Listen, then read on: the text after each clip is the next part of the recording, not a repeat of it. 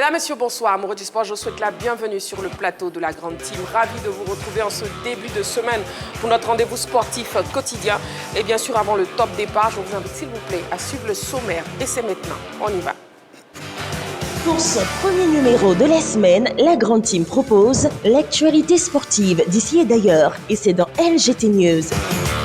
Mondial 2026, éléphant. Comprenez-vous les choix de Faé? C'est la question au centre des discussions au cours de l'actu. Sans oublier les nouvelles des internationaux ivoiriens à l'étranger. Et c'est dans la saga des pros. Excellente soirée sportive sur la 3 en compagnie de Marie-Christine Begré et sa team.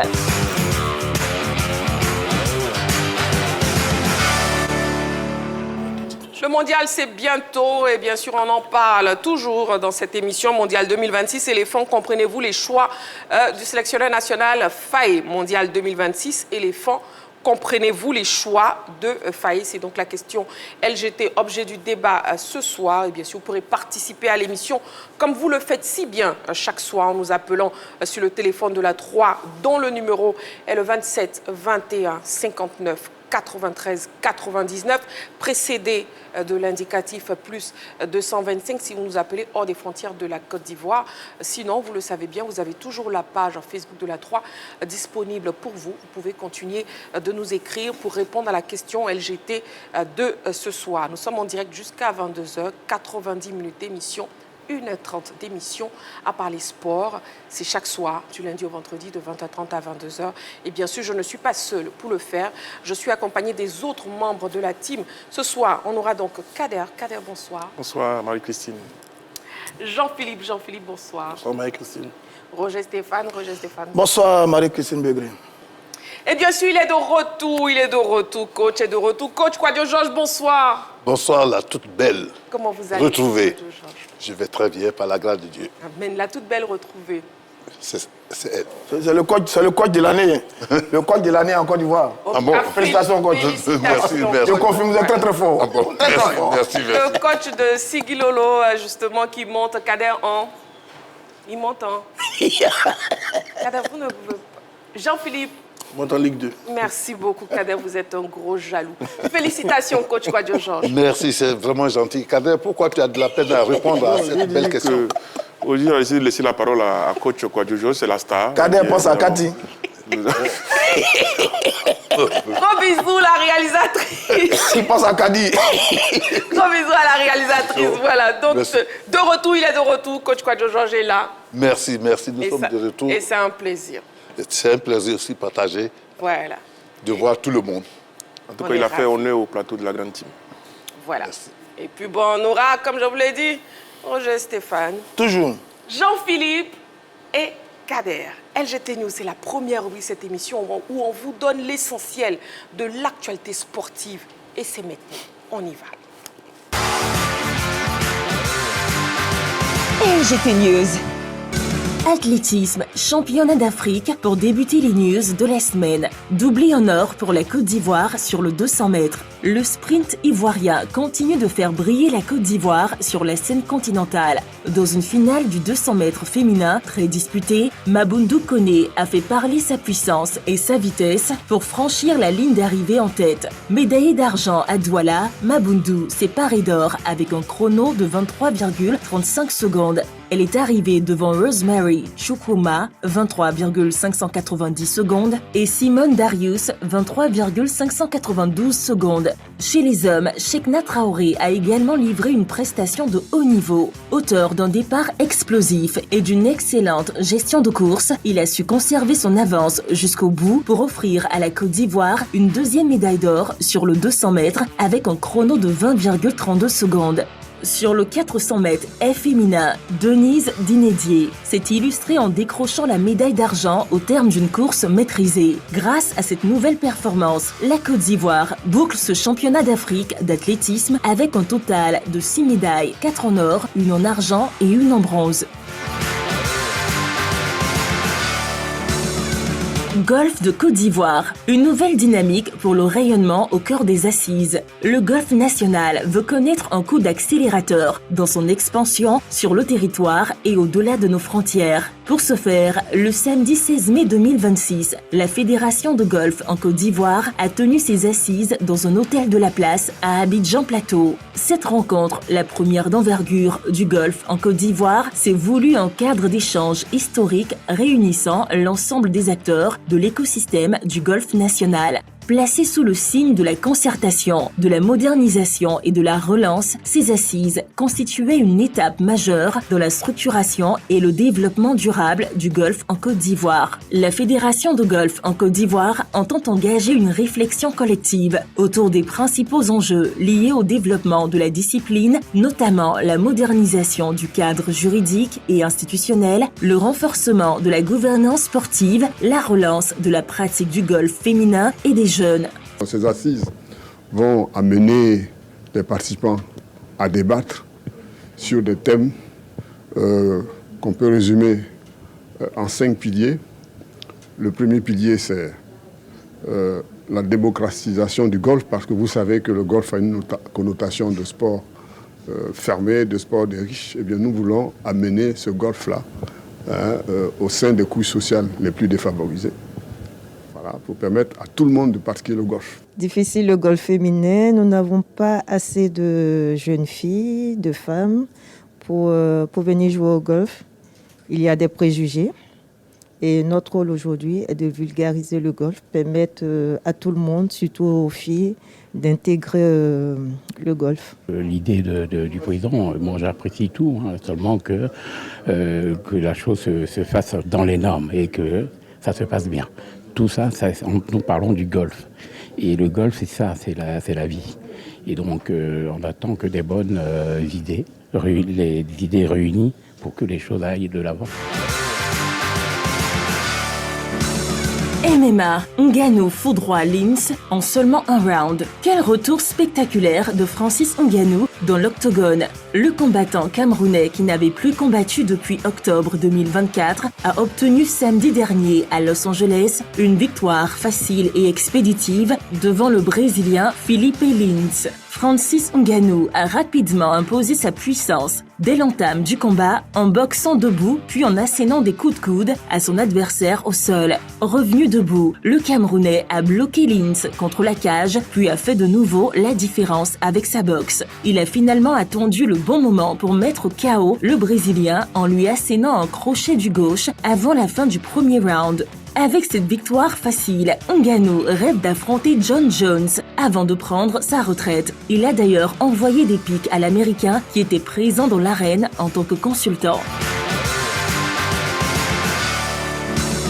Football à présent, Leipzig, Yann Diomandé intéresse Luis Enrique. L'information est de Graeme Bailey, journaliste pour Team Talk. Yann Diomandé plaît énormément à Luis Enrique. Le coach du Paris Saint-Germain surveille de près l'ailier de charme ivoirien dont le prix pourrait frôler les 100 millions d'euros, soit 65 milliards de francs CFA. Pour l'heure, Leipzig, le club allemand, ne compte pas brader sa pépite dont les performances impressionnantes, 13 buts et 8 passes décisives, toutes compétitions confondues, font saliver les plus grandes écuries européennes. Liverpool, Manchester United, Arsenal, le Real Madrid, le Bayern Munich ou encore le PSG sont tous sous le charme de Yann Diomandé. Le joueur, rappelons-le, ne possède aucune clause de départ et reste lié à Leipzig jusqu'en 2030.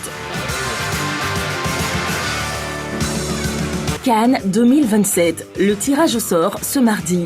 La Confédération africaine de football va procéder ce mardi 19 mai 2027 au tirage au sort de la prochaine Coupe d'Afrique des Nations qui se tiendra au Kenya, en Ouganda et en Tanzanie. 48 équipes seront réparties en 12 groupes de 4. Les chapeaux au nombre de 4 seront probablement déterminés sur la base du dernier classement FIFA. Le chapeau 1 devrait être constitué par les 12 premières nations africaines, à savoir le Maroc, le Sénégal, le Nigeria, l'Algérie, l'Égypte, la Côte d'Ivoire, la Tunisie, le Cameroun, la RDC, le Mali, l'Afrique du Sud et le Burkina Faso. Le deuxième chapeau devrait intégrer quelques gros morceaux tels que le Ghana, le Gabon, le Cap-Vert, etc.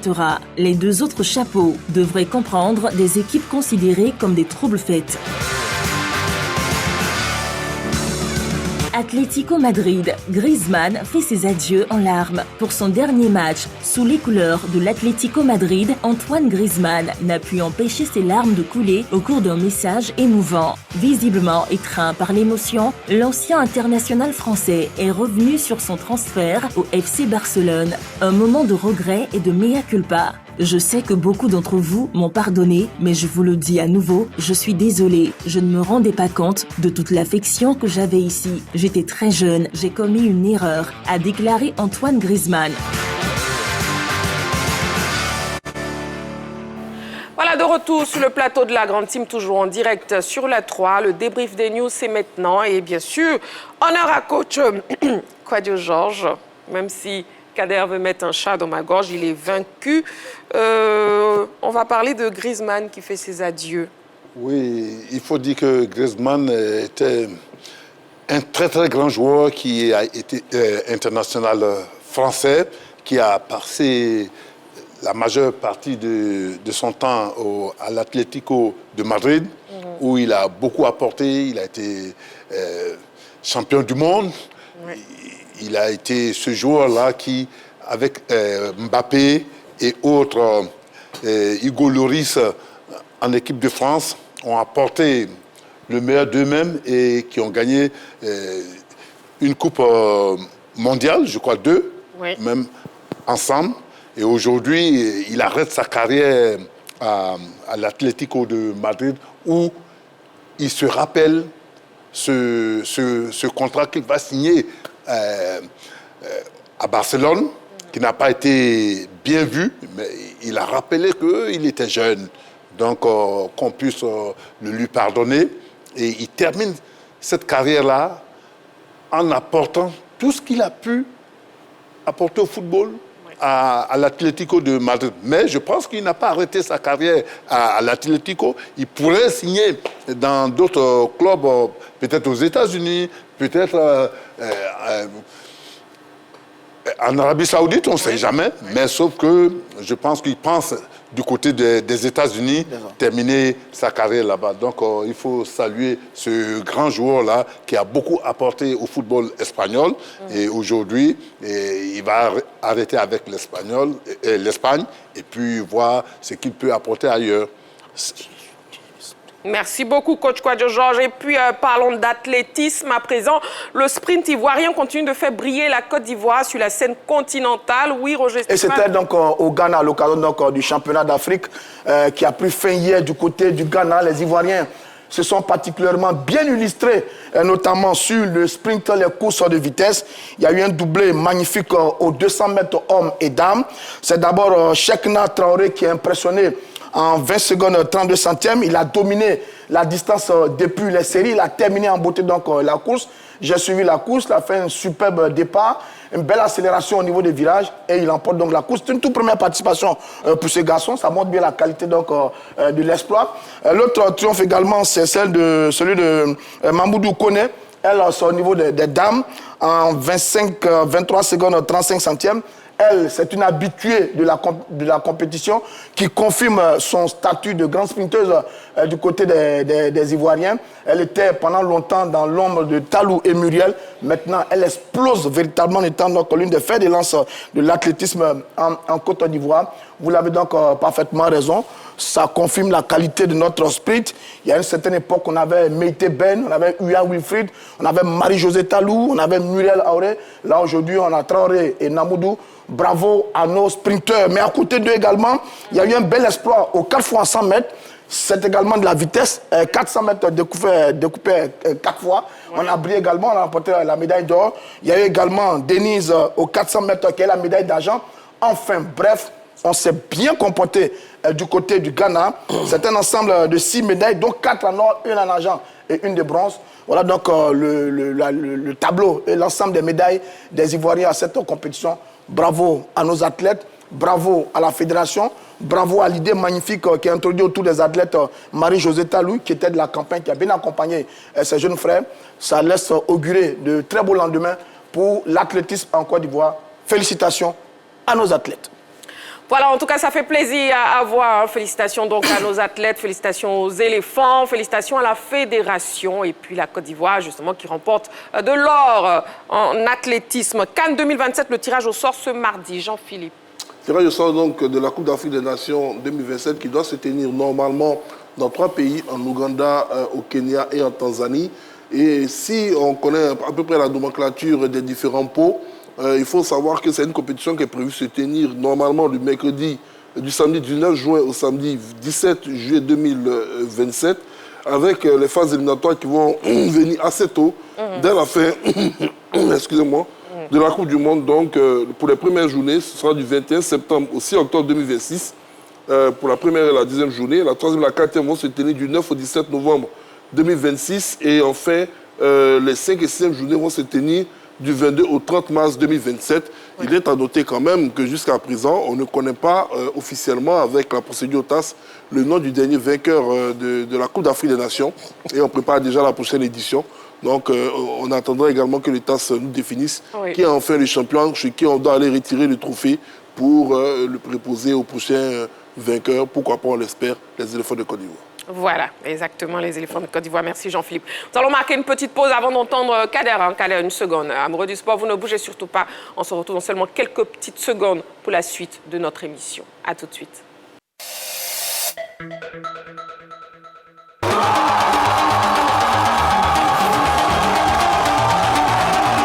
Le Midi, à l'heure du déjeuner, prends ta dose de fun en direct sur la 3. Téléplaisir, vous êtes dans le Midi. Le Midi de Yvemar, bienvenue, welcome. À quoi? Du lundi au vendredi, Yvemar et sa team t'offrent un rendez-vous 100% plaisir. Merci de vous applaudir bien fort. Info, divertissement. Invité de marque. Magic System revient toujours avec des albums. Viens chercher, j'ai pas trouvé quelqu'un comme toi. C'est l'album qui marque les 40 ans de carrière de David Taïro. Jeu avec de nombreux lots à gagner, le meilleur pour un vrai kiff. Le Midi, ton talk show préféré tous les jours du lundi au vendredi, dès 11h15 en direct sur la 3. Applaudissez pour l'argent propre, parce que l'argent propre, gagner c'est pas facile.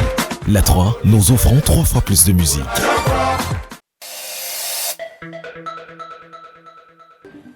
Voilà, de retour sur le plateau de la Grande Team, la question LGT pour ce soir, Mondial 2026, éléphant. Comprenez-vous les choix de Faye? Justement, parlons d'un éléphant, il s'agit de Yann Diomandé. Oui, Kader. Effectivement, Marie-Christine, pas une semaine ne passe sans que le nom de l'ailier droit ivoirien ne soit sur les tablettes des plus grands clubs européens. On a parlé de Liverpool, du Bayern de Munich, on a parlé du Barça, on parle aujourd'hui du PSG avec Luis Enrique, le technicien espagnol de cette équipe parisienne, qui lorgne désormais sur le prodige ivoirien qui est arrivé cette saison seulement en Allemagne et qui déjà fait parler de lui par ses performances, par sa qualité, par son efficacité.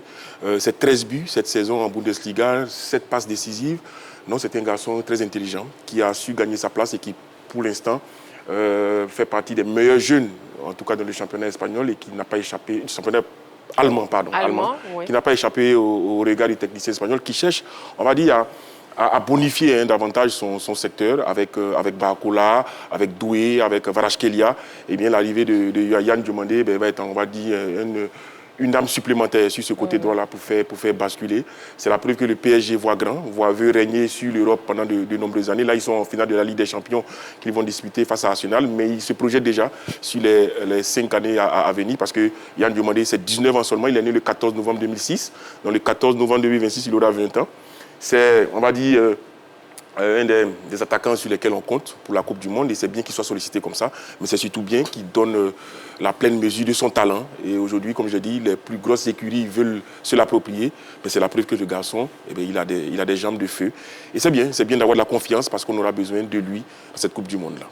Parfait. En tout cas, le Paris Saint-Germain qui s'intéresse donc à l'éléphant Yann Diomandé. Le focus de ce soir, c'est maintenant et on y va.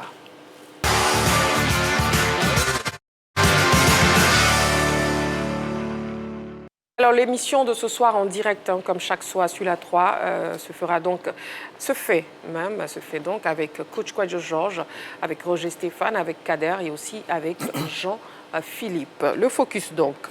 La 29e et avant-dernière journée de la Ligue 1 s'est disputée ce week-end. Le verdict du championnat est presque connu. Déjà, je vous propose de voir les résultats et le classement au terme de cette articulation. Résultats et classement après cette 29e journée du championnat national. Le Stella Club d'Adjamé a pris le meilleur sur Boaké FC 2-1. Victoire précieuse de Iska face à l'équipe d'Arboville 1-0.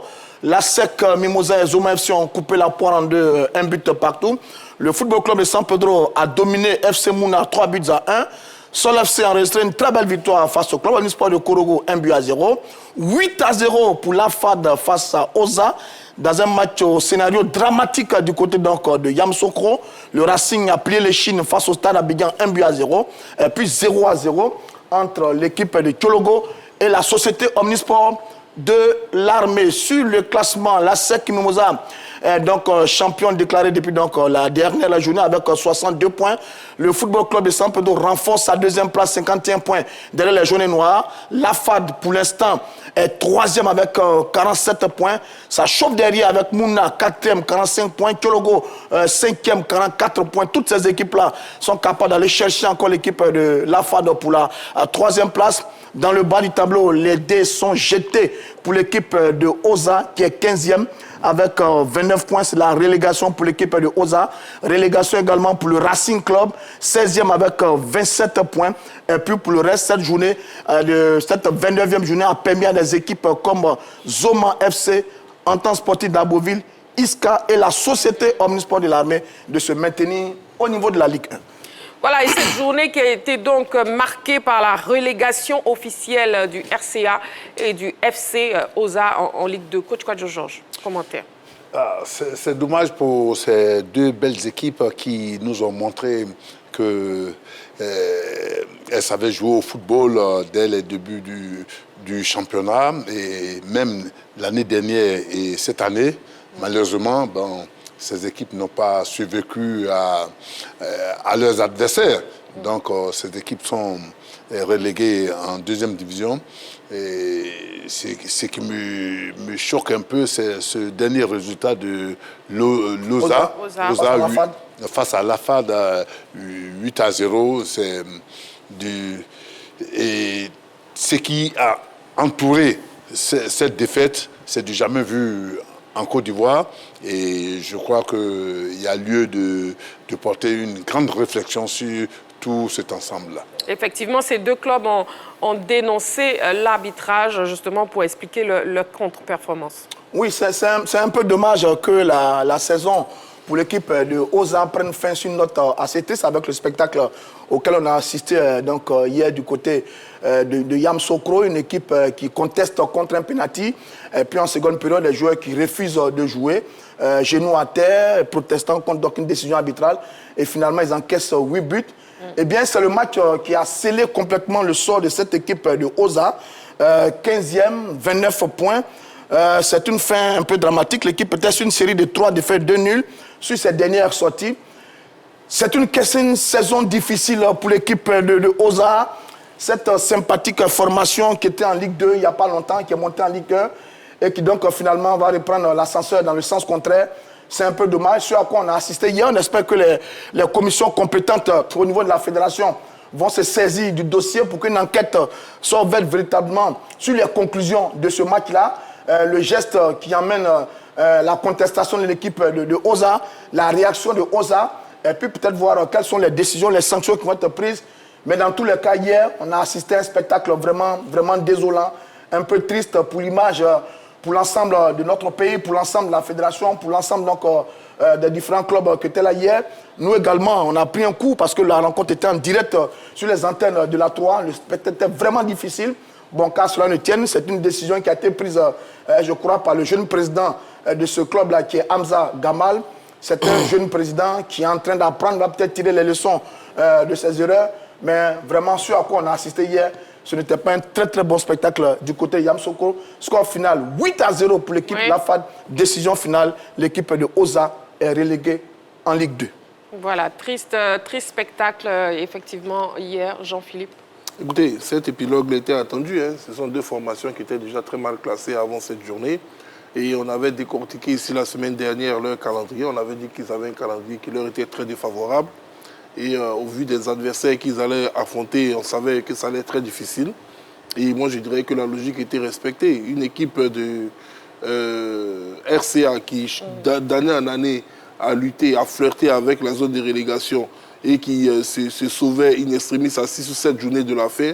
Cette année, ce système n'a pas marché parce qu'il faut le dire, ils ont très mal débuté leur saison.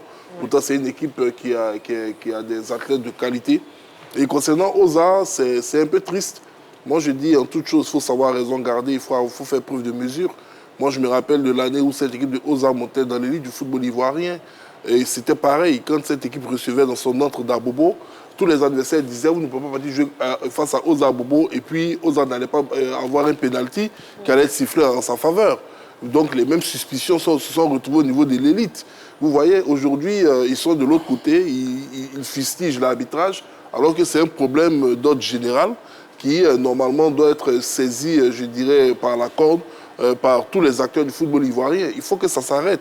On ressent un peu de clientélisme, on ressent un peu trop d'affairisme dans cette histoire et surtout une forme d'impuissance qui semble donner un blanc-seing à tout ce que nous constatons au niveau du stade. Moi, je le pensais à haute voix tout à l'heure, quand on finit une saison pareille, au niveau des conclusions, il faudrait qu'on essaie de mettre toutes les statistiques sur la table, le taux de remplissage des stades, la perception même à travers des enquêtes de la population par rapport au championnat, quels sont les points négatifs, quels sont les points à améliorer. Et je le dis tout haut, l'arbitrage en fait partie.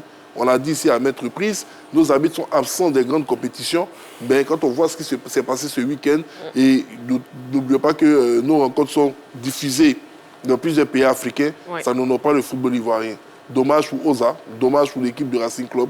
C'est la vie des équipes sportives. Et bon, je ne vais pas leur souhaiter de monter l'année prochaine, en tout cas pas à celle qui sera dans la même poule que l'Africa, mais qu'elles aillent refaire leurs armes et puis essayer de remonter tout simplement au niveau de l'élite. Et par rapport justement à l'attitude de FC OSA, Kader, est-ce que c'est tolérable? Non, pas du tout. Moi, je me mets à la place du diffuseur qu'est la RTI, tout simplement. Parce que la RTI se donne les moyens et donne la possibilité aux Ivoiriens de suivre le match des championnats, enfin les matchs de championnat à la télévision. Oui. Un dimanche paisible où les Ivoiriens, les amoureux de football veulent voir du beau spectacle. Déjà, on a du mal avec les affluences sur les stades, comme Jean-Philippe le soulignait. Mais quand le match est diffusé à la télévision, quand il est en direct, et puis qu'on assiste à ce genre de spectacle-là, ben, moi, je réfléchirai pas 2 fois si je dois prendre les matchs de OSA la saison prochaine. Et ça, je veux dire, ça c'est la RTI qui va décider, mais je veux dire, ce n'est pas une bonne publicité. Parce que je reste convaincu que le président de OSA, Hamza Gamal, pour qui j'ai beaucoup d'admiration, ben, a calculé cet aspect-là. Il s'est dit que le match est en direct, donc on va faire un coup, on va envoyer un signal. Et ce signal-là, c'est celui-là. Mais, excusez-moi du terme, mais c'est le signal le plus dégueulasse. Parce que moi, je veux bien qu'on soit victime d'un complot de l'arbitre, je veux bien. Mais le pénalty, là, il intervient à la 39e minute. Le gardien, quand vous regardez l'action du pénalty, il est battu, c'est pas qu'il refuse. Bon, je l'ai compris, si le gardien avait quitté ses buts pour dire en signe de protestation, on ne va pas sur le pénalty. Oui. Mais le pénalty a été tiré parce que le gardien était concerné par le pénalty. On encaisse le but, derrière, à la pause, on décide de faire ce qu'on a vu. C'est préparé, je vais dire, parce qu'on a voulu faire un coup, et pour moi c'est dégueulasse. C'est vraiment dégueulasse quand la RTI et la fédération se battent pour pouvoir offrir du spectacle aux Ivoiriens et qu'on assiste à ce genre de choses-là, pour moi, je le dis, c'est pas à apprendre. Quel est le message qu'on passe à ceux qui suivent le football? Quel message on passe à ces joueurs? Qu'est-ce qu'on veut leur faire passer comme message pour ceux qui ont choisi de faire du football? Le coach Kwadjo Georges est là, c'est un éducateur. C'est pas possible. Je me rappelle quand en fin de phase aller, OSA occupait la 3e place. Ça ne dérangeait personne. Là, la fédération n'était pas contre OSA, là, les habits n'étaient pas contre OSA. Mais il a suffi aujourd'hui qu'il y a eu un regain négatif au niveau de OSA, qu'on fustige les arbitres. Moi, je veux bien qu'on dise que les arbitres ne sont pas bons, qu'ils sont, voilà, il y en a même qui vont dire qu'ils sont corrompus. Je veux bien l'entendre. Mais à un moment donné, qui corrompt les arbitres? C'est ça. Qui corrompt les arbitres? La question sont les présidents des clubs. S'il doit y avoir corruption, ce sont les présidents des clubs. Ce n'est pas les joueurs, ce n'est pas nous qui venons débattre ici. Donc, à un moment donné, il faut qu'on arrête. Et puis, pour parler du Racing, c'est une suite logique. Hein. Quand vous prenez sur les 4 dernières saisons, le Racing est habitué à sauver sa saison. Donc, forcément, à un moment donné, ça n'a pas loupé. Ça n'a pas loupé, ça n'a rien à voir avec les discours que les présidents ont pu tenir à un moment donné sur les ambitions ou pas. C'est la gestion même des équipes. Parce que très souvent, le Racing, qu'est-ce qu'il fait? Il prend les joueurs, il les envoie faire des tournois, et au moment où c'est chaud ici, on ramène ces joueurs-là pour pouvoir sauver. Mais à un moment donné, ça ne peut pas fonctionner tous les jours. Les 2 premières saisons du Racing ont été excellentes. Ils ont fini champion de Côte d'Ivoire, je crois, en 2021. C'est ça. 2021, la saison qui suit, ils font 2e. Mais après, derrière, le projet n'a pas suivi. Donc, il y a une crise de résultats. En 2020. Et Oza... Champion en 2020. 2020, exactement. Et donc, pour Oza, c'est pareil. Oza est monté avec beaucoup d'espoir. On était les premiers à féliciter. On l'a reçu même sur ce plateau-là, souvenez-vous. On était fiers de lui. Oui. Et quand on lui a demandé, il m'a dit, mon objectif, c'est de jouer une Coupe d'Afrique. J'ai dit, voilà un président qui sait ce qu'il veut. Mais après, qu'est-ce qui s'est passé en temps? Il faut vraiment qu'il fasse son introspection, qu'il se remette en cause lui-même. Parce que c'est vrai, il y a beaucoup de choses. Tous les clubs cette saison se sont plaints des arbitres. Tous les clubs, même la SEC. Tous les clubs se sont plaints des arbitres. Mais est-ce que pour autant, on a refusé de jouer? Non. D'autant plus qu'il avait l'occasion de se sauver. Et c'est vraiment dommage. C'est vraiment dommage, je le dis, parce que nous sommes les enfants de la télévision, de la RTI. Quand on voit ces gens de spectacles-là, moi j'étais mon fils, quand il me demande, mais papa, à quoi on assiste? Mais j'ai même pas de mots. J'ai même pas de mots.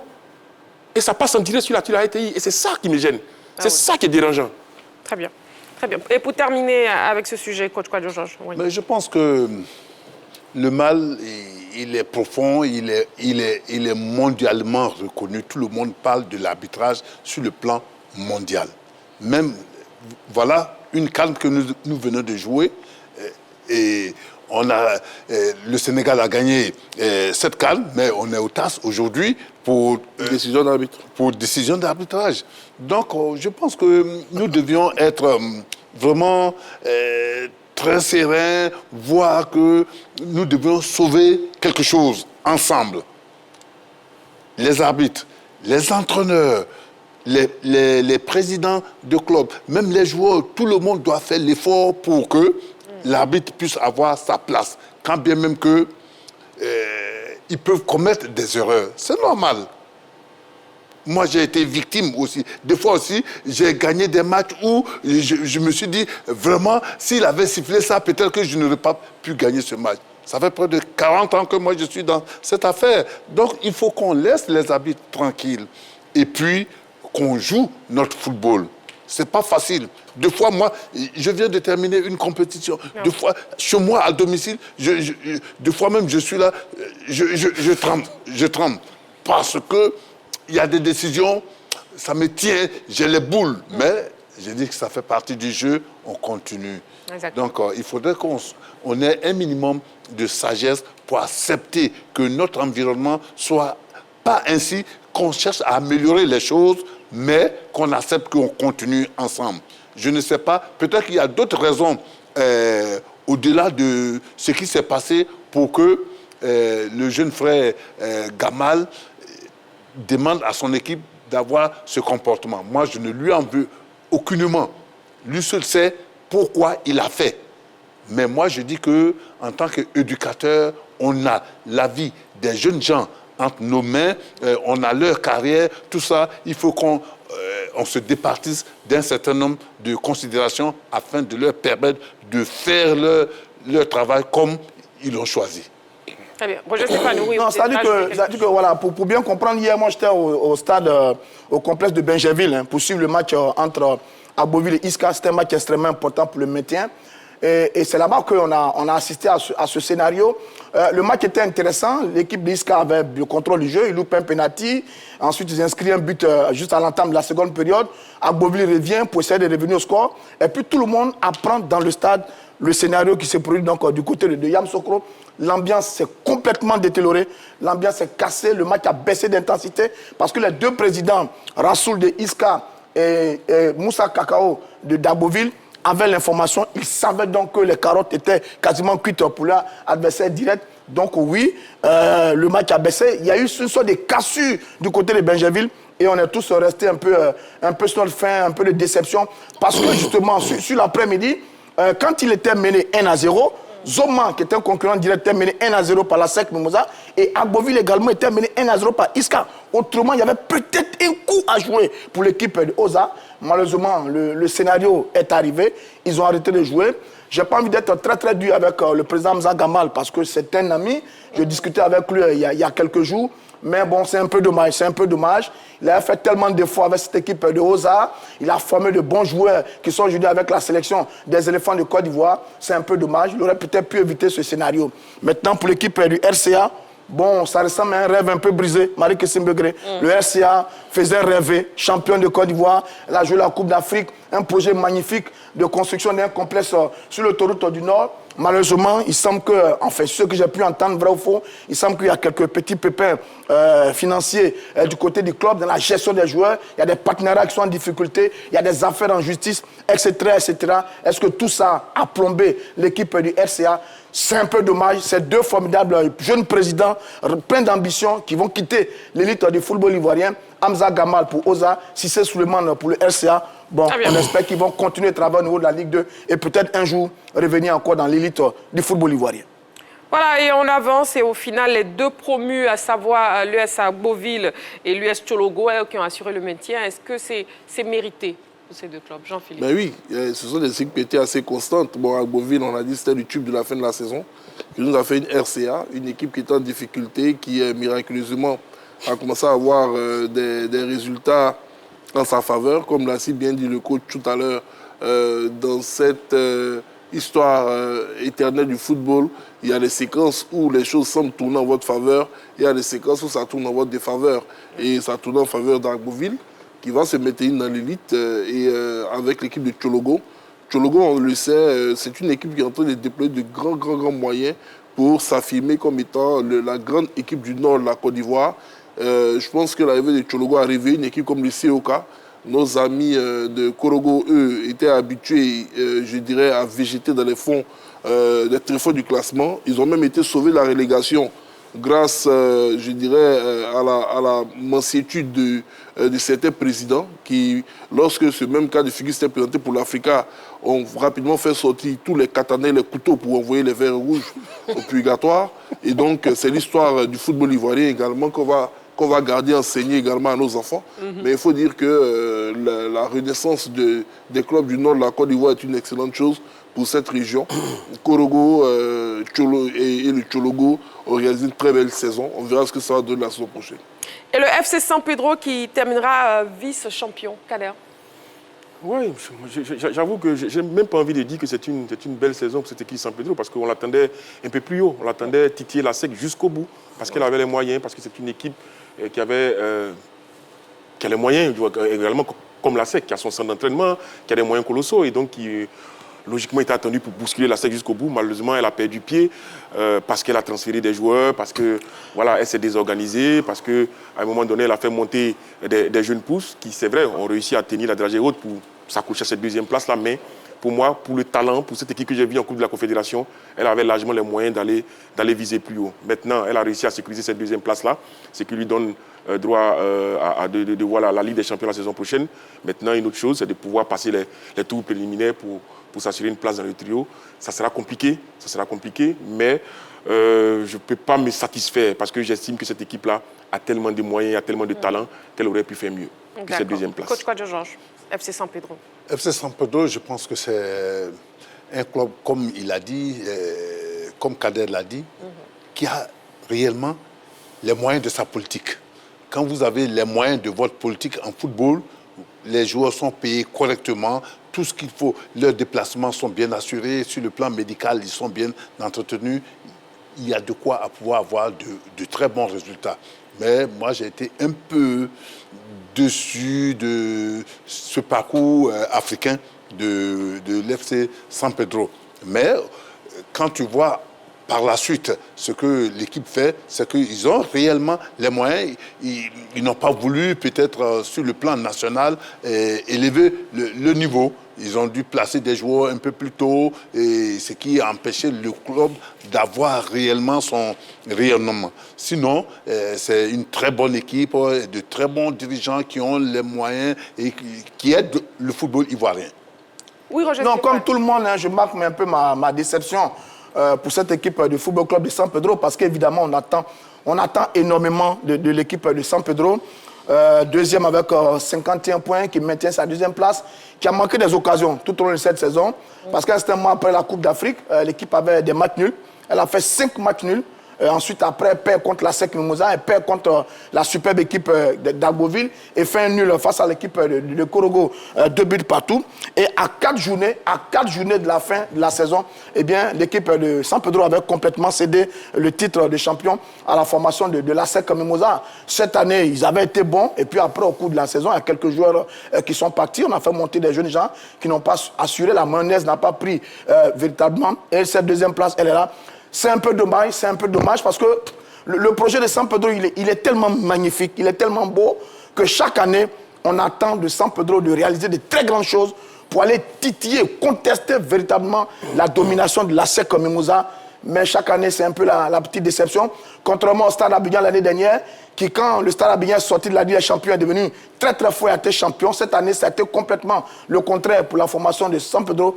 C'est dommage. L'équipe a des moyens, elle a des formidables dirigeants qui ont une belle vision, mais elle stagne un peu, elle n'est pas encore montée. Moi, je vais penser qu'à un certain moment, cette équipe de San Pedro, elle est comme notre TP Mazembe, domination au plan local, aller en Coupe d'Afrique, titiller les meilleurs clubs sur le continent, mais ça traîne un peu. Mais enfin bref, félicitons d'ailleurs ces Tunisiens d'investir dans notre football, de participer au développement de notre football, de donner du travail à des Ivoiriens, c'est très bien. Mais s'ils pouvaient monter un peu plus et permettre à San Pedro d'être un formidable ambassadeur de notre football local sur le continent européen, ce serait une très bonne chose. Africain.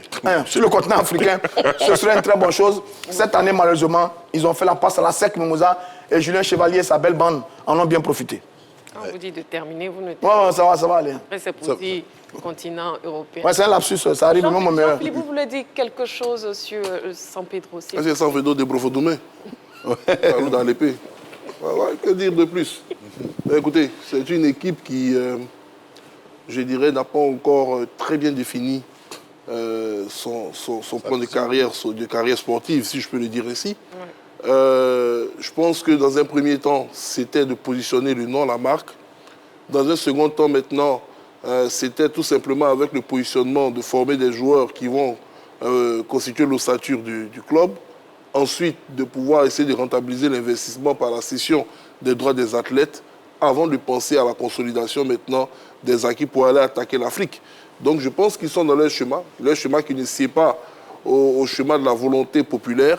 Et ils ont avec eux la chance de ne pas avoir une grosse pression derrière eux, parce que c'est vrai que c'est le club qui a le plus de moyens à San Pedro, mais la ville de San Pedro le cœur bat plus pour le COE Sport que pour le FC San Pedro, parce qu'ils l'ont dit. Le COE, c'est une équipe locale qui est pratiquement sur place, ce qui n'est pas le cas du FC San Pedro qui se déplace que pour jouer ses matchs. Et donc, peut-être que cette pression qui n'est pas trop sur le dos des investisseurs tunisiens les amène, eux, à avoir leur calendrier et essayer à les mettre en exécution, même si ce n'est pas en adéquation avec notre volonté. Si à terme, le FC San Pedro peut permettre à l'équipe nationale de Côte d'Ivoire, au niveau de toutes ces catégories, de bénéficier de joueurs de qualité, je suis preneur. C'est un business privé, c'est eux qui en font ce qu'ils veulent. Mais c'est dommage qu'avec un tel potentiel, ils n'essaient pas d'en profiter pour essayer de combler un vide laissé par, je disais tout à l'heure, à Côte d'Ivoire, l'Africa Sport d'Abidjan, parce que dans ce championnat-là, malheureusement, il n'y a pas de derby. Un championnat qui n'a pas de derby, c'est un championnat qui est forcément fade, alors qu'il y a de la place aujourd'hui pour ce genre de derby-là, avec le FC San Pedro. Le Stade d'Abidjan avait commencé à remettre sur la table ce derby. Malheureusement, ils ont eu une mauvaise entame de saison qui a fait qu'on n'a pas pu considérer le match face à la SEC comme un derby. Mais il faut que San Pedro se réveille parce que la force sportive de la Côte d'Ivoire au niveau du football doit s'affirmer. Et ce club est une force locale qui doit assumer maintenant son rôle de leader dans ce championnat. Parfait, monsieur. Alors, on va terminer avec le focus de ce soir parce qu'il est grand temps de passer à l'actu de ce soir. C'est maintenant, on y va.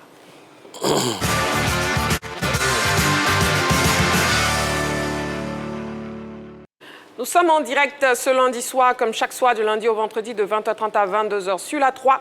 Du coup, on ouvre le téléphone pour vous laisser participer à l'émission, puisque vous avez droit à la parole dans votre émission La Grande Team. Le numéro de téléphone de la 3, c'est le 27 21 59 93 99. Il s'inscrit tout en bas de l'écran, le 27 21 59 93 99, bien sûr précédé de l'indicatif plus 225 si vous nous appelez hors des frontières de la Côte d'Ivoire. Pour répondre à cette question LGT que je vous donne tout de suite, mondial 2026, éléphant, comprenez-vous les choix de Faye? Mondial 2026, éléphant, comprenez-vous les choix de Faye? Les 26 éléphants pour la Coupe du Monde FIFA sont connus. Le sélectionneur national MS Faye a communiqué la liste vendredi. Comprenez-vous ces choix? Bien d'abord, on regarde cet élément préparé par la rédaction et après, on revient sur ce même plateau pour en parler. À tout de suite. La liste des 26 joueurs ivoiriens retenus pour la Coupe du Monde FIFA 2026 continue de faire parler d'elle. Publiée vendredi au journal télévisé de 13h de RTI1, elle comprend 3 gardiens de but, 8 défenseurs, 6 milieux de terrain et 9 attaquants. Le sélectionneur national Emers Faé a choisi de s'appuyer sur le collectif avec lequel il travaille depuis sa nomination le 24 janvier 2024 en pleine CAN 2023. Dans le groupe retenu pour le Mondial 2026, on retrouve 13 joueurs avec lesquels il a été champion d'Afrique. Dans l'autre moitié qui a réussi à se faire une place, seulement 4 sélectionnés seront à leur première grande compétition internationale avec les éléphants. Ce sont Clément Akpa, Parfait Guiagon, Eli Wahi et Yohan Boni. Celui-ci est le seul néophyte. C'est dire que le groupe des Mers Faé a du vécu, ce qui ne devrait pas provoquer fondamentalement des problèmes d'homogénéité et d'état d'esprit. Le renouvellement s'est surtout opéré dans la division offensive qui enregistre l'incorporation de joueurs impactants comme Amad Diallo, Yann Diomandé et Bazoumana Touré. Aussi, l'absence de cadres que sont Sébastien Haller et Jean-Philippe Crasso ne passe pas inaperçu. Le premier a été placé sur une liste de réservistes qui comprend également Christopher Opéry, Malik Yalkouye, Martial Godot et Ira Tapé. Les 26 éléphants pour la Coupe du Monde FIFA 2026 sont donc connus. Comprenez-vous les choix des Mers Faé?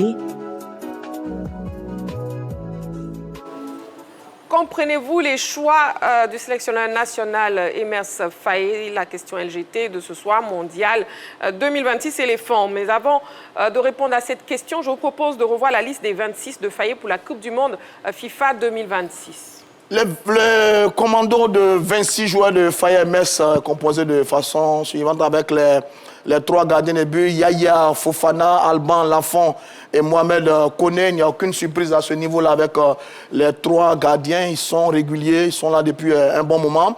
Au niveau des défenseurs, Wilfried Sengo, Ousmane Diomandé, Evan Dika, Ghislain Kona, Odilon Kosonou, Emmanuel Agbadou, Gela Doué, il n'y a pas de surprise. La petite surprise, c'est peut-être Clément Akpa, à un moment où tout le monde attendait Opéry, Christopher, mais Clément Akpa est bien là dans cette défense des éléphants de Côte d'Ivoire. Au niveau du milieu de terrain, il n'y a pas de surprise également. Seko Fofana est là. Guiagon Parfait a trouvé sa place. Christinao, le grand espoir. Franck Kessé, le capitaine, est là. Sangaré Ibrahim, le formidable joueur de Nottingham Forest, est là. Et puis le doyen, Seri Jean-Michel, également dans la place. Au niveau des attaquants, il n'y a pas grand changement. Amad Diallo est là. Yann Diomandé est là. Evan Guessan a trouvé sa place. Bazoumana Traoré est là également. Ouma Diakité est là dans cette liste. Eli Wahi, c'est l'un des tout nouveaux. Simoa Dengra est là. Et puis la petite trouvaille du sélectionneur dans cette liste, c'est Yohan Boni, l'attaquant de l'Inter de Milan, qui fait son entrée de la meilleure des façons dans cette liste des éléphants de Côte d'Ivoire. Pour les réservistes, on a Ira Tapé, Eliezer du côté Galassane Afrique du Sud, Christopher Opéry dont je parlais tout à l'heure, le latéral gauche, Malik Yakoulié qui était avec les U23, Martial Godot, l'excellent ailier de Strasbourg en France, et Sébastien Haller, l'immense attaquant du côté de Utrecht, qui sont donc dans la liste des 5 réservistes pour cette liste pour le mondial. Mondial 2026, éléphants, comprenez-vous les choix de Faé? Mondial 2026, éléphants, comprenez-vous les choix de Faé?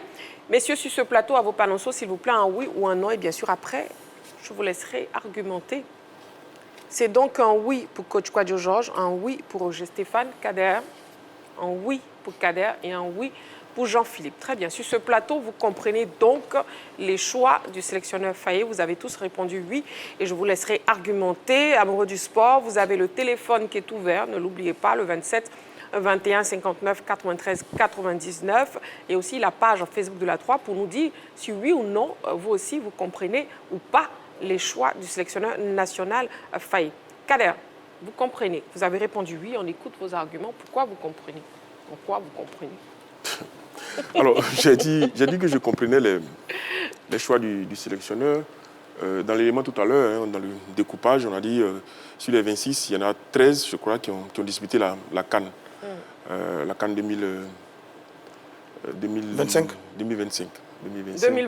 2023 en Côte d'Ivoire ici. Donc ça veut dire qu'il y a 13 autres qui se sont rajoutés. On parle d'Amad Diallo, de Guéladoué, de Yann Diomandé qui disputait sa première CAN et de bien d'autres. Donc du coup, on ne peut pas parler de récompense puisqu'il y a 13 autres qui ne sont pas là, qui ont disputé la CAN. Enfin, 10 autres qui ont disputé la CAN en Côte d'Ivoire qui ne sont pas là.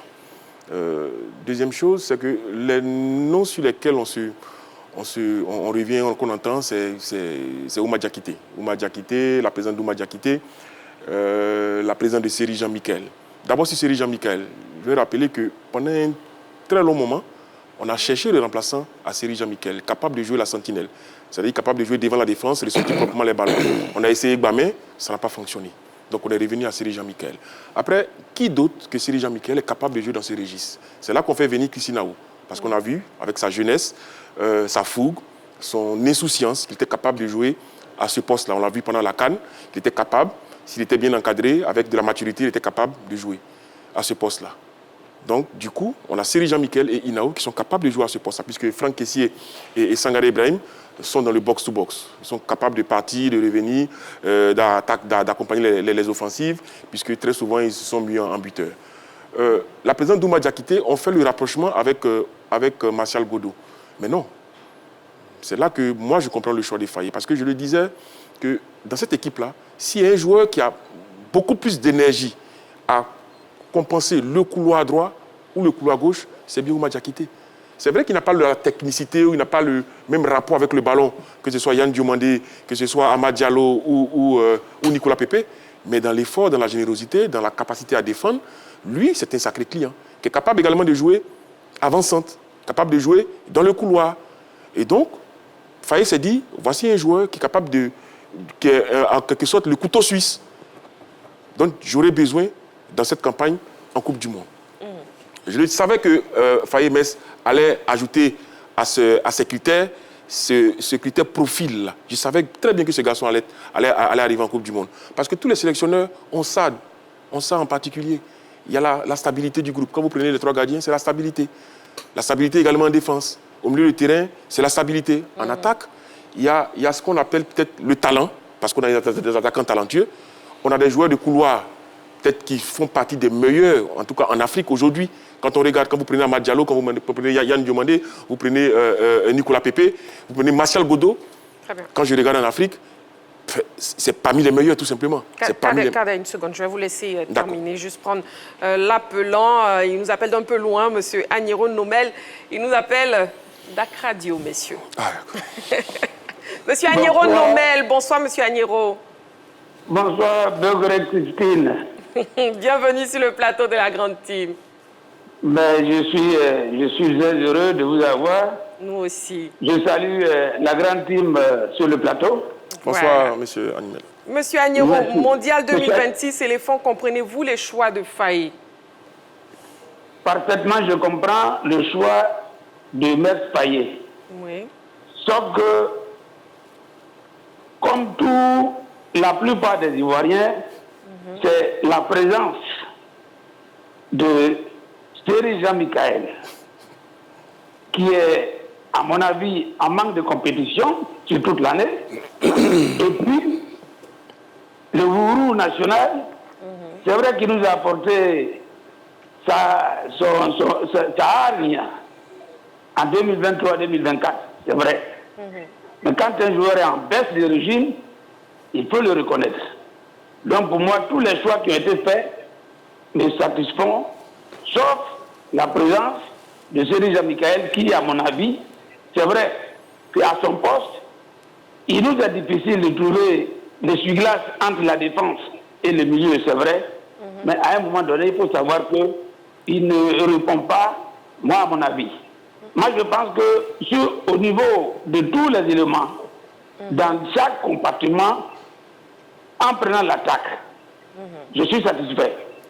Je suis satisfait parce que un joueur comme Amad Diallo, Manu United, quand on prend Nicolas Pepe à Villarreal, c'est des gens qui sont, à mon avis, titulaires à part entière. Et la pépite Yann Diomandé, qui fait sensation tous les dimanches dans le championnat allemand, ne répond pas qui veut dans le championnat allemand. Au milieu du terrain, je pense que c'est ce que nous pouvons avoir de mieux sur le continent africain. Et puis en défense, moi, ma seule inquiétude, comme je l'ai dit la dernière fois, c'est la cage des éléphants. Yaya Fofana doit avoir encore beaucoup plus de présence en replaçant sa défense. Parce que nous avons encaissé 2 ou 3 buts face au Gabon et puis contre qui encore, moi à mon avis, par la faute du gardien. Un gardien, c'est celui qui commande la défense. Donc en général, je suis satisfait de la composition de M. Paye. Très bien. Monsieur Agnero, oui. Est-ce que vous pouvez nous rassurer pour nous dire que Akradio soutient les éléphants pour le mondial 2026? Akradio a toujours soutenu les éléphants, quel que soit ce qui se passe. À tout moment, Akradio est derrière les éléphants. Voilà. Merci beaucoup, monsieur Agnero Nomel. Merci beaucoup. Et puis on embrasse tout le monde à Akradio. Merci beaucoup. Les Allemands. Mondial 2026 éléphants, comprenez-vous les choix de Faye Kader? Je vous laisse poursuivre. Donc je disais que tous les sélectionneurs ont ceci de particulier. Ils ont forcément cette note secrète-là qu'ils ont pour amener 1, 2, 3 joueurs. Je me rappelle que Vaïd, je passe sous le contrôle de coach Georges, qui était son adjoint, c'était Zokora Didier Maestro. C'était lui la pierre angulaire de son dispositif. Vous avez encore des joueurs comme Kolo, comme Didier Drogba, qui étaient les 3 joueurs à qui il ne fallait pas toucher. Donc tous les sélectionneurs Deschamps, c'est pareil. Ils ont tous des joueurs comme ça qu'ils emmènent avec eux, soit pour l'ambiance, soit pour le profil, soit pour les capacités à transcender. Donc voilà, je crois que Ouma Diakité fait partie de ce profil-là et Faye sait pourquoi il l'emmène avec lui en Coupe. Très bien. Mondial 2026, éléphants, comprenez-vous les choix de Faye? Jean-Philippe, vous avez répondu oui aussi. On vous écoute. Oui, je comprends parfaitement les choix de Faye. Les choix d'un sélectionneur déjà se basent sur, je dirais, son ressenti. C'est d'abord la subjectivité à laquelle on essaie d'apporter une touche d'objectivité. Mais je dois le dire, j'ai mis un oui pour dire que oui, je comprends son choix. Mais il faut que tout le monde l'entende. Je ne partage pas les choix qu'il a eu à faire sur des lignes qui, pour moi, sont des lignes à problème, des problèmes qui avaient été déjà décelés depuis la CAN passée, bien avant, et qui encore ont été démontrés lors de la dernière fenêtre de mars. Je vais parler de la ligne médiane et je dirais de la position axiale au niveau de l'attaque des éléphants de Côte d'Ivoire. S'il est vrai qu'au niveau des gardiens des buts et des défenseurs, il a pu bâtir une certaine stabilité avec cette floraison de jeu de très haut niveau que la Côte d'Ivoire a connu ces dernières années. Il faut le dire quand même, ces 2 bastions sont des bastions qui font véritablement baisser ou du moins qui stabilisent la moyenne d'âge, parce qu'il n'y a pas de, je dirais, à part Ghislain Conan de trentenaire derrière. Au niveau du milieu de terrain, par contre, c'est le bastion qui fait monter de manière vertigineuse la moyenne d'âge au niveau de l'équipe nationale de Côte d'Ivoire. On sait que les garçons aujourd'hui qui sont pointés du doigt sont de grands patriotes. On ne peut pas mettre en doute leur patriotisme, on ne peut pas mettre en doute également leur expérience du football de très haut niveau. Ce qui aujourd'hui nous inquiète, nous observateurs du football ivoirien, ce sont leurs capacités physiques. Parce qu'on le sait, on regarde tous le niveau des équipes susceptibles d'aller le plus loin possible dans la prochaine Coupe du Monde. Et on voit que dans les duels physiques, dans la vitesse de transmission, dans les replis défensifs, ce sont des équipes qui pratiquent, je dirais, un football de très très haut niveau, de très haute qualité. Aujourd'hui, le milieu de la Côte d'Ivoire a du mal à faire la jonction entre la défense et l'attaque. A du mal à tout simplement boucher les lignes sur les différentes phases. On l'a vu face à l'Égypte, face à la Corée du Sud. C'est vrai qu'on l'emporte 4-0, mais les Coréens arrivent aisément à se retrouver entre les lignes, à frapper à plusieurs reprises et à toucher le montant des éléphants à 4 reprises.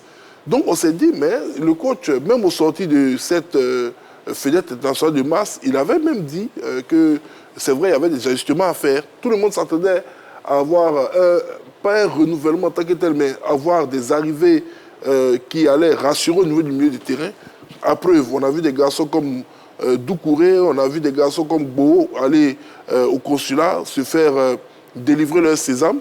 On s'est dit, bon, ça peut être des renforts de poids. Maintenant, comme je le disais tantôt, la part de subjectivité, c'est quoi? Pour un sélectionneur, on ne peut pas également faire preuve d'un manque de reconnaissance. On a commencé une campagne avec des joueurs qui ont traversé tout le continent africain, qui ont qualifié le pays au moment où ils doivent aller à cette grande fête, mais malgré les objectifs du football mondial, on ne peut pas se permettre de les écarter. Donc il a regardé, il a dit, je préfère consolider, avoir cette ambiance de groupe, aller avec ces joueurs-là. Mais quand on va avec eux, le mix doit permettre également, dans ce milieu de terrain, d'avoir des jeunes qui vont faire le travail, qui vont courir. Aujourd'hui, nous, on regarde un peu à distance ce milieu de terrain. Qu'est-ce qu'on constate? Kessié Franck, trentenaire, niveau de forme à la Coupe d'Afrique des Nations qui était bas. On l'a vu, il a beaucoup travaillé, mais c'est du côté de l'Asie. Est-ce que le travail qu'il a fait, le travail foncier, sera payant? On va le voir du côté des Amériques. Sangaré, il a fait une excellente saison avec l'équipe de Nottingham Forest, mais il arrive pratiquement carbonisé. J'espère qu'au niveau de la récupération, il pourra récupérer aisément.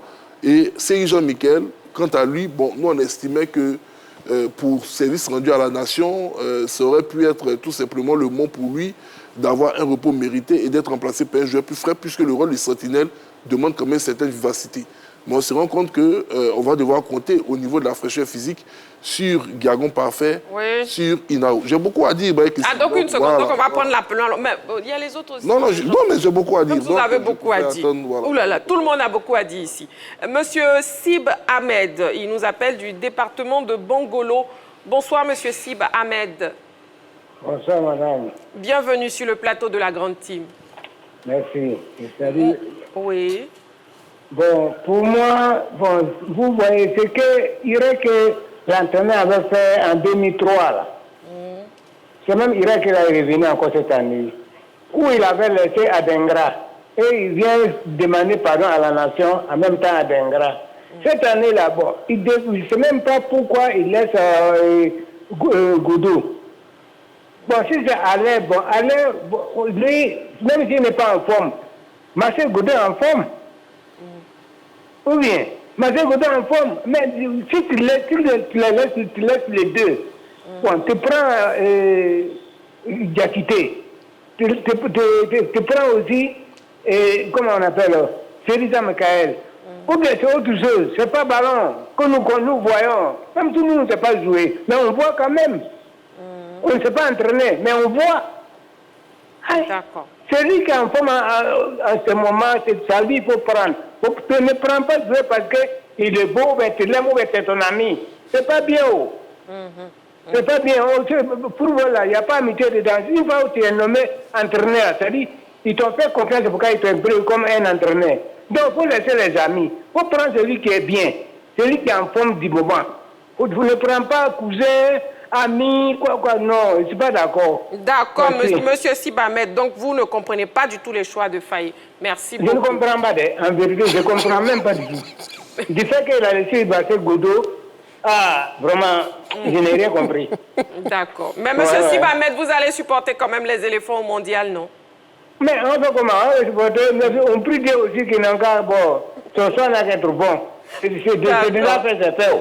Ok, c'est bien noté. Merci beaucoup, monsieur Sibamed. Merci beaucoup pour votre participation à l'émission. Il nous appelait donc du département de Bangolo. Jean-Philippe. Oui, j'étais en train de terminer sur les milieux de terrain. Voilà, j'étais en train de terminer. Et je vais attaquer maintenant la division offensive, l'attaque. Pour l'attaque, il faut le dire clairement. Il y a eu le cas de Martial Godot, opposé à la sélection de Douma Diakité. Oui. Mais quand on regarde la division offensive, je pense qu'il y a quand même une incohérence parce qu'on essaie d'expliquer sur des plateaux de télé, on essaie d'expliquer dans les contours que Martial Godot Dampé est appelé parce que le côté sur lequel il performe, il y a 3 joueurs de très haut niveau là-bas, donc il peut attendre. Parce qu'on ne peut pas nous dire que ces 3 joueurs ont tous été meilleurs que lui. Il évolue dans le même championnat que Simon Adingra. Il a eu des statistiques meilleures à Simon Adingra. Adingra sera là sur le côté gauche. Yann Diomandé sera là sur le côté gauche. Bazoumanan sera là sur le côté gauche. On nous dit que, comment il s'appelle, Ouma Diakité, excusez-moi, a été pris pour être ailier droit. Sauf que sur toute la saison d'Ouma Diakité, il ne joue aucune minute comme ailier. Ouma Diakité est attaquant de pointe dans son club du Cercle Bruges. Donc ça veut dire qu'on aura 2 personnes à droite et 3 personnes à gauche. Les 2 personnes à droite sont Ahmad et Nicolas Pépé. Donc si on cherchait un équilibre également là-bas, Godot pouvait avoir sa place. Parce que finalement, quand le coach dit qu'il n'a pas que seul attaquant de pointe, il cite ses attaquants de pointe en conférence de presse qui n'est même pas Ouma Diakité dedans, c'est qu'il le considère comme un ailier, alors que Ouma Diakité n'est plus un ailier. Donc voici des incohérences pour moi qui malheureusement entachent un peu les choix, je dirais, subjectifs du sélectionneur national. Il a essayé d'expliquer à toute objectivité, mais je pense qu'il y a beaucoup d'éléments qui ont été donnés qui ne sont pas convaincants. Je ne vais même pas parler du cas Sébastien à l'heure, ça n'en vaut pas la peine. Mais bon, moi j'estime simplement que sur ces choix, il y avait mieux à faire. D'accord. Mais on note quand même, Jean-Philippe, vous avez répondu, oui, vous comprenez les choix de Faye. Oui, puisque c'est subjectif. C'est lui qui doit choisir. Mais je ne suis pas d'accord, je ne partage pas ses choix. D'accord. Merci, Jean-Philippe. Coach Kwadjo Georges, vous êtes prêt? Oui, je suis prêt. D'accord. Mondial 2026, éléphant, comprenez-vous les choix de Faye? Bon coup avec Roger Stéphane, ça m'étonnerait. Je vous surprends agréablement. Allez-y, j'espère bien. Voilà. Moi, je suis entièrement d'accord. J'ai dit oui, parce que c'est l'entraîneur que nous avons choisi tous et qui a gagné une CAN pour nous et qui a été à la CAN suivante au Maroc avec notre équipe. Aujourd'hui, il a fait une très bonne préparation. Donc, il faut lui faire confiance. Et autant que nous sommes près de 30 millions d'habitants. Si chacun prenait son stylo pour faire sa composition, on aurait eu près de 30 millions de compositions qui allaient peut-être se rapprocher d'un élément, 3 éléments près. Donc pour moi, Faye a fait ses choix et c'est lui qui est le plus proche des joueurs aujourd'hui et qui a échangé avec les joueurs, qui a travaillé avec eux. Faisons-lui confiance pour tout ce qu'il prend et que soutenons-le pour que la Côte d'Ivoire ait une bonne prestation et revienne avec un bon rang. Donc pour moi, je ne vais pas rentrer dans les détails pour dire qu'il n'a pas pris celui-là, il a pris celui-là, Adingra est là, il n'y a pas Adingra. Non. On est à l'heure où nous devions être derrière ce sélectionneur et son staff, leur demander qu'ils puissent nous porter quelque chose de positif à la nation. D'accord. Merci beaucoup, coach Kwadjo Georges. Roger Stéphane. Non, je vais m'engouffrer dans le boulevard tracé par mon aîné Kwadjo Georges sur ce que je considère comme une formidable liste de la part de Faye MS, le sélectionneur national. Je pense que les mots qui l'ont conduit, c'est continuité, confiance et stabilité. À la veille d'une Coupe du Monde, on ne fait pas de grands bouleversements dans une équipe. Dans cette liste de 26 joueurs, on a des cadres importants qui, depuis de nombreuses années, sont les piliers de cette équipe des éléphants de Côte d'Ivoire. Ils sont connus. Dans cette liste, on a des jeunes qui sont intervenus il y a quelques années et qui ont gagné beaucoup d'expérience à la faveur de la CAN 2023 à domicile. Et dans cette liste, il y a des nouveaux jeunes qui sont extrêmement performants en ce moment avec leur club dans les différents championnats européens. Ils étaient à la dernière CAN, ils sont là. Et puis, il y a un seul apport, c'est Yohan Boni. Je trouve que c'est une liste très, très intelligente et cohérente de la part donc, de Faye MS qui s'est appuyé sur des hommes qu'il connaît, à qui il a confiance. Avec eux, il a gagné la CAN. Avec eux, il était à la dernière CAN, les éliminatoires de la Coupe du Monde, sur lesquels on avait été une très bonne équipe, n'ayant encaissé aucun but. Il s'est appuyé sur des soldats, un commando avec lequel il est capable d'aller loin. Et moi, j'ai parfaitement et totalement confiance à Faye MS. Sur cette liste, il y a quelques garçons qui sont sujets à polémique. J'entends Seri Jean-Michel et Diakité Ouma. Moi, honnêtement, je n'aurais pas sélectionné ces deux garçons. Mais c'est moi, je ne suis pas Faye MS. C'est des choix qui peuvent s'expliquer. Tout le monde parle de l'expérience et du vécu de Seri Jean-Michel, qui est capable d'être un bon un bon encadreur de ce jeune frère dans cette sélection. Diakité Oumar est un guerrier, un joueur de devoir à qui on peut confier une mission sur un terrain et il est capable d'y aller. J'estime que sur une liste de 26 joueurs, si on a 2 joueurs polémiques, ben bravo à Faye MS. Bravo à Faye MS. Une seconde, Roger Stéphane. Monsieur Paul Elvis Quadio nous appelle de la Rivera Faya. Bonsoir, monsieur Paul Elvis Quadio. Bonsoir, madame. Bienvenue sur le plateau de la Grande Team. Merci. Monsieur Quadio, Mondial 2026 éléphant, comprenez-vous les choix du sélectionneur national Emerse Faye? Alors, déjà, merci bien. Je vous en prie. Je salue également tous les débatteurs de ce soir. Bonsoir, monsieur. Bonsoir. Alors, à mon humble avis, moi, je pense que cette liste pouvait être un peu plus différente. Alors, je comprends un peu l'approche de certains analystes qui évoquent une certaine expérience donc, de certains joueurs. Mais là, justement, on passe en fait à un palier un peu plus important. Et donc, entre ce palier qui est donc la Coupe du Monde et la dernière compétition que nous avons discutée, il y a eu là en fait, la place pour Hermès Faye de pouvoir justement savoir justement si un joueur, en tout cas, performait. Et à la suite même de la CAN, on a vu un peu comment ça se passait déjà dans leurs différents clubs. Donc, derrière, moi, je pense que cette liste, elle pouvait bien entendu être améliorée si, bien sûr, Hermès Faye faisait également confiance donc, à d'autres garçons, justement, qui intégreraient donc, ce groupe. Alors, Hermès, il a bel et bien eu la possibilité de pouvoir nous faire découvrir Indayo. Pourquoi pas également nous faire découvrir, justement, de nouvelles pépites. Le fait de ne pas appeler un joueur donc, à la Coupe du Monde ne veut donc pas dire qu'en fait, ce joueur ne sera pas sélectionné prochainement. Et donc, ça pouvait donc être le cas, justement, donc, de ces 2 joueurs à problème, hein, enfin, je le dirais comme ça, qui, justement, sur lesquels, en fait, nous discutons réellement, en fait, donc, de leur sélection. Honnêtement, moi, je pense aussi hein, que sur le point de l'attaque, franchement, si on a la possibilité d'avoir, donc, des joueurs qui sont en pleine forme, au jour d'aujourd'hui, la Côte d'Ivoire, en tout cas, franchement, on n'a qu'à laisser le militaire à côté, mais si on est bien structuré, il n'y a pas d'équipe en tout cas pour pouvoir nous battre. Donc moi derrière, moi je pense en tout cas qu'il faudrait en tout cas faire aussi confiance donc à d'autres pépites. Si on n'a pas eu l'occasion de les appeler donc en sélection précédemment, il faudrait donc également donc leur faire confiance de sorte à ce qu'ils puissent donc nous faire découvrir en tout cas de nouvelles choses, de très belles choses et puis justement si on veut se permettre d'être rêveur, remporter la Coupe du Monde. Allez, c'était un peu ce que j'avais à dire ce soir. Merci beaucoup, monsieur Quadio. Merci beaucoup pour votre participation à l'émission. Merci. Il nous appelait donc de Rivera Faya, Mondial 2026. Éléphant, comprenez-vous les choix de Faye, Roger Stéphane? Je vais partager une partie de l'optimisme de monsieur Quadio et j'espère qu'on va faire une bonne campagne à cette Coupe du Monde. Sur une liste de 26 joueurs, s'il y a 2 joueurs polémiques, bon, la moyenne est bonne, on a 24 qui font l'unanimité. C'est une très belle chose de la part de Faye MS. Parce que j'entends des commentaires qui, à mon avis, sont très désobligeants à l'égard de Diakité Oumar et Seri Jean-Michel. Mais c'est le débat qu'il y a à chaque fois qu'il y a une liste des éléphants de Côte d'Ivoire. Je me souviens que pour la CAN en 2023, beaucoup d'observateurs, souvent les mêmes, ont reproché à Gassé d'avoir sélectionné Adengra et Haller qui étaient blessés. On est à la Coupe d'Afrique, c'est Adengra et Haller qui ont été les artisans de la victoire des éléphants de Côte d'Ivoire, sous Gassé. Sur la dernière campagne en Coupe d'Afrique, il y a eu une mobilisation exceptionnelle pour amener Zaha en sélection. On est allé en sélection avec Zaha, ça n'a absolument rien donné. Aujourd'hui encore, à l'orée de la Coupe du Monde, les mêmes politiques sur des joueurs pour embrouiller et perturber la sélection nationale. Moi, je ne veux pas m'inscrire dans cette logique qui, de mon point de vue, est inutile et est méchante sur des joueurs. Diakité Oumar est un garçon de devoir qui joue dans un club. Sur ses derniers matchs, il a de belles prestations. Il est capable d'être un acteur sur lequel le coach peut s'appuyer pour aller à cette Coupe du Monde. Pareil pour Seri Jean-Michel. Donc je m'engouffre dans le boulevard ouvert par mon aîné Quadio Georges pour dire que je soutiens à 100% la liste de Faye MS sur cette compétition.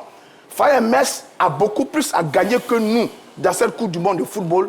Et donc évidemment, il a choisi des hommes de confiance, des hommes clés sur lesquels il s'est appuyé depuis de nombreuses années, qui sont en compétition et qui sont capables de l'aider à réussir sa mission. Sur ça, il m'a convaincu dans sa liste et j'estime que dans ce groupe-là, il y a des garçons qui sont capables de porter très haut l'étendard de notre nation à cette Coupe du Monde de football.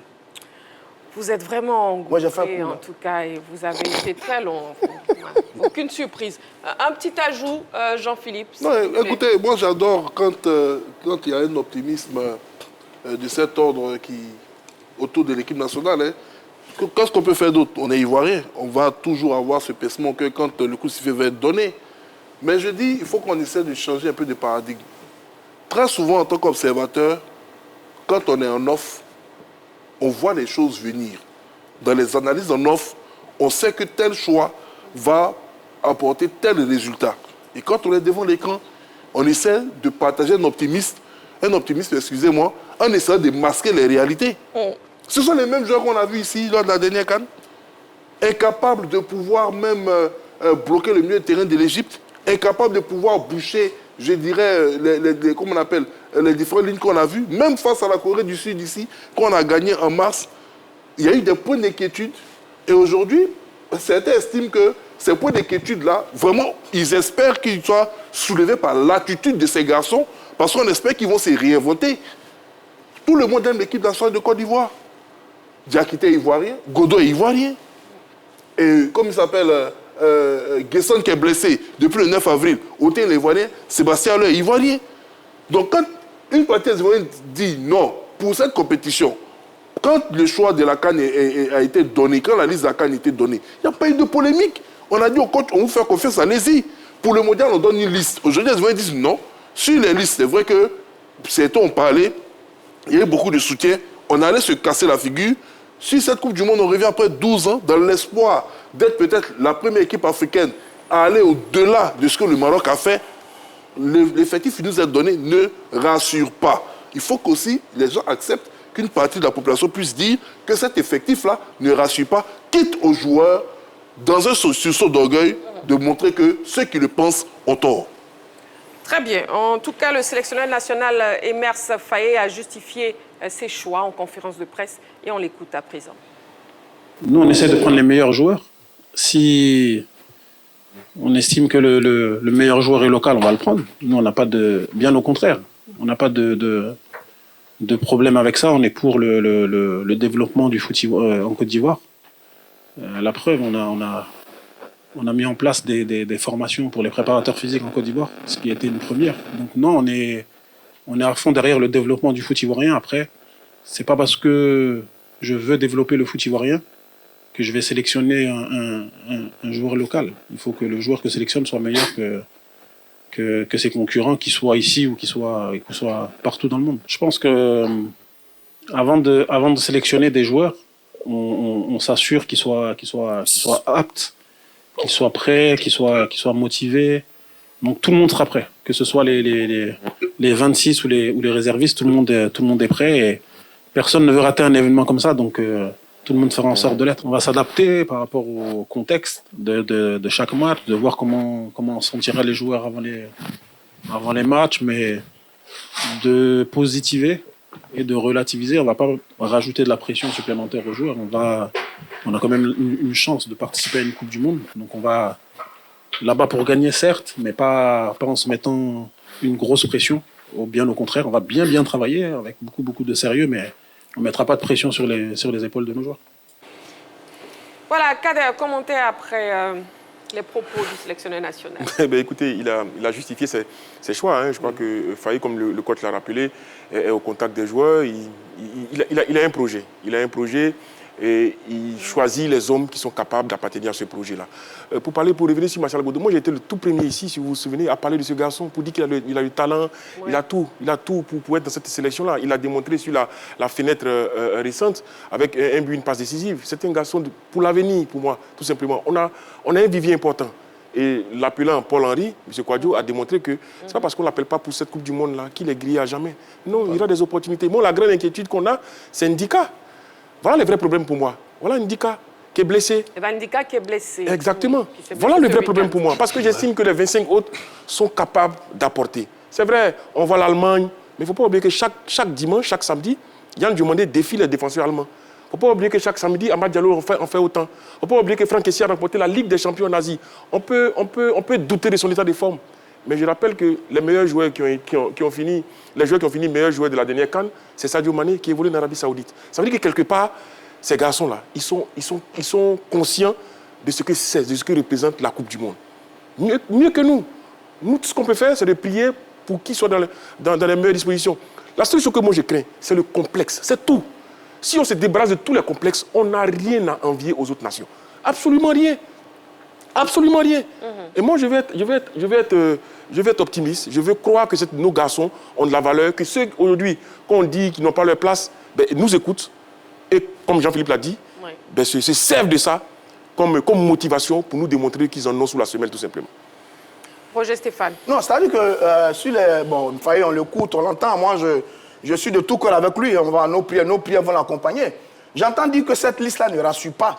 Mais si cette liste-là ne rassure pas, je me demande bien c'est quelle liste qui va rassurer. Si on prend nos 8 défenseurs, ce sont les meilleurs. Les 2 latéraux qu'on a, Doué et Sengo, c'est les tops. Les 2 gauchers, Akba et Islam Kounan, c'est les tops. Ceux qui sont dans l'as, Ousmane Demandé, Ndika, bon, on va regarder son cas pour voir s'il va revenir à Gbadou et Kosonou, sont les tops. On a l'une des meilleures défenses qu'on puisse avoir sur ce continent. Au milieu du terrain, vous avez Sangaré qui a fait une superbe saison avec Nottingham Forest. Vous avez le jeune Inao qui est prodigieux, on l'a tous vu. Vous avez Franck Kessé qui est champion d'Asie, l'un des meilleurs joueurs de son championnat, qui a fait 2 pas décisifs sur les dernières journées, qui est là, qui est en pleine forme, qui a de l'expérience, qui a du vécu, etc., etc. Sur le front de l'attaque, vous avez Yann Demandé, vous avez Touré, vous avez Ahmad, vous avez Ouahi et tout cela. Si ce groupe-là ne rassure pas, mais je ne sais pas c'est quel groupe qui va rassurer. Un groupe ne rassure pas parce qu'on a pris 2 joueurs qui, du point de vue de beaucoup, ne sont pas en forme et le groupe ne rassure pas. Je trouve que c'est des polémiques inutiles. Et c'est des polémiques qui sont très souvent suscitées soit par des joueurs eux-mêmes, pour leur appartenance, par des clans, des agents et par certains parmi nous, évidemment, qui sont adossés à des garçons et qui veulent le voir en sélection. C'est une tragédie, mais c'est aussi une réalité, c'est un peu triste. Je pense que Faye Mess est d'une très grande lucidité. Il connaît ces garçons, il a parlé avec eux, il a fait ses choix. Dans les 26 joueurs, il y a des très très bons joueurs qui sont en pleine forme. Il y a des garçons dotés d'une belle expérience et il y a des jeunes gens qui arrivent. Cette liste-là, si les garçons, justement, ont cette motivation supplémentaire, parce que c'est leur première Coupe du Monde, à chacun d'entre eux, ils ont déjà gagné la CAN. S'ils regardent l'histoire qu'ils vont écrire avec la sélection nationale et qu'ils se subliment, ces garçons sont capables d'aller faire une superbe Coupe du Monde. Et je crois qu'ils iront faire une superbe Coupe du Monde sous la houlette de Faye Mess. Et je le répète encore, Coach Kouadio Georges, allez-y s'il vous plaît. Ben, moi, je pense que le véritable problème, c'est la blessure de Ivan Dika. Parce que, quand même, c'est notre pilier central. Tout se forme autour de lui. Quelle est la nature de la blessure? Est-ce qu'on pourra le récupérer avant la compétition ou bien est-ce qu'on pourra le récupérer pendant la compétition? On espère bien. On espère bien. Donc, le reste autour, là, moi, je pense qu'on en parle parce que c'est notre affaire personnelle et tout le monde est libre de donner son avis. Sinon, le sélectionneur a fait son choix et nous le soutenons et qu'il aille nous faire bonne prestation avec ces garçons. Mais Ndika, il faut qu'on sache, parce que vraiment, pour moi, c'est le pilier central. C'est le pilier central. Autour de lui tournent d'autres joueurs. Kosonou, Diomandé et autres. Parfait. Koundé Emmanuel. Oui, Jean-Philippe. Ndika n'est pas le seul blessé de cette équipe nationale parmi les sélectionnés. Je suis désolé. Kosonou est blessé. Akpa Clément est blessé.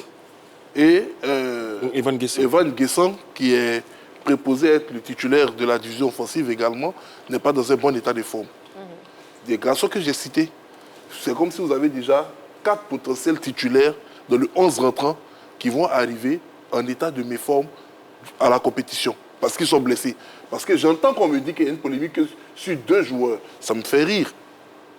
Vous avez déjà 4 joueurs susceptibles d'arriver dans un certain état de forme qui ne sera pas optimal. Je veux bien que sur les 26, ce soit les meilleurs qui aient été sélectionnés. Lors de la dernière Coupe d'Afrique des Nations, on a tous vu comment le coach Faye Mess ne savait même pas qui faire rentrer face à l'Égypte. On avait l'impression qu'il était parti avec 13 joueurs, alors qu'ils étaient 26 dans le groupe. Parce qu'il y a des remplaçants qu'il ne pouvait pas utiliser. Lui-même, est-ce que, quand il est parti à la CAN, il ne savait pas avec quel type de joueur il partait? Donc, c'est bien beau de mettre des noms sur une liste, mais le coach Kouadio, je le sais, quand un entraîneur part d'une compétition, là, il sait qu'à minima, il peut compter au moins sur 18 joueurs. Terminé. Quand on regarde cette liste des Metz Faye, moi j'espère qu'il a vraiment ces 18 garçons qui auront le niveau Coupe du Monde pour lui permettre d'arriver en quart de finale. Très bien, merci beaucoup, messieurs. En tout cas, le débat reste ouvert. L'émission de ce soir, de ce lundi soir, est terminée. Merci, coach Kouadio Georges. Bon retour parmi nous. Merci Roger Stéphane. Merci Jean-Philippe. Merci Kader. C'est moi qui vous remercie. Merci à vous, amoureux du sport. Rendez-vous est donc pris demain, mardi, en direct, 20h30. D'ici là, prenez soin de vous et n'oubliez pas, faites toujours du sport.